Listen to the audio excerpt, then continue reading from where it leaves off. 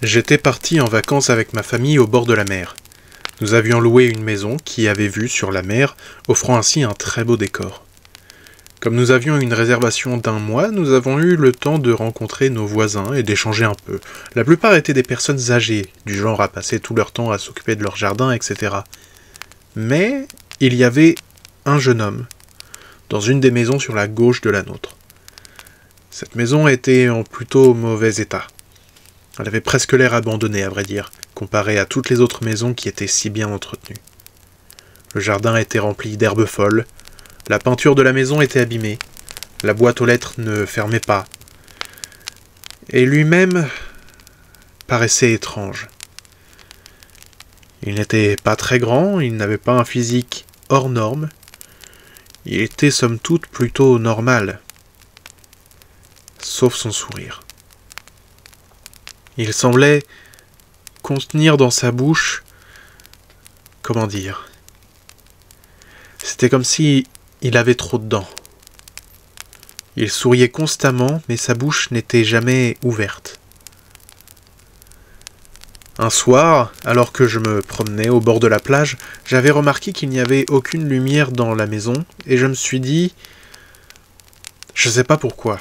C'est complètement stupide. Mais je me suis dit que j'avais envie de voir comment c'était à l'intérieur. Je me suis approché sans bruit de la porte. Un grand silence m'entourait. J'ai posé la main sur la poignée de porte. Celle-ci s'est ouverte sans même que je la pousse.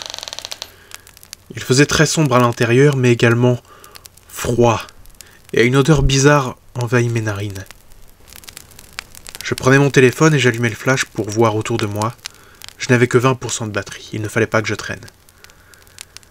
À peine la lumière éclairait autour de moi que je posais ma main sur ma bouche pour ne pas hurler d'horreur. Le sol était couvert d'une matière très étrange, comme organique. Les murs étaient couverts de sortes de veines qui palpitaient. Il n'y avait aucun meuble, seulement le sol, couvert de cette matière organique indescriptible, et ces veines palpitantes sur les murs. J'avançais lentement, en essayant de ne pas marcher sur cette matière. Au bout de la première salle, il y avait une porte donnant sur une autre salle.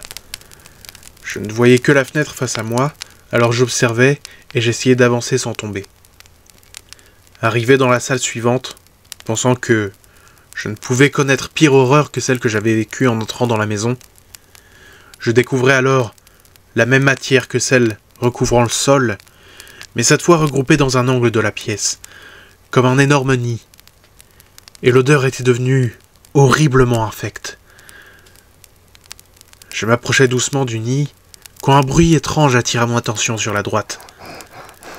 Il y avait une autre porte menant à une autre salle. Dans cette salle, je vis de nombreuses choses par terre. Ça ressemblait à de petits animaux qui auraient été régurgités. C'est alors que je comprenais ce que j'avais entendu.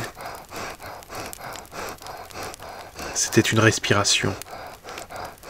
La respiration de l'homme qui vivait ici.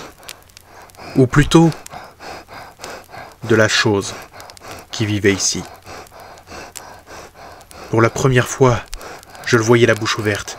Il se tenait au milieu de la salle, immobile, les yeux fermés, respirant de manière très rapide, un peu comme un animal qui essaie de contrôler sa température corporelle. Et cette bouche... Sa mâchoire tombait sur sa poitrine. Une langue gigantesque pendait dans le vide, dégoulinante de bave et d'une sorte d'écume verdâtre. Les dents de cette chose étaient...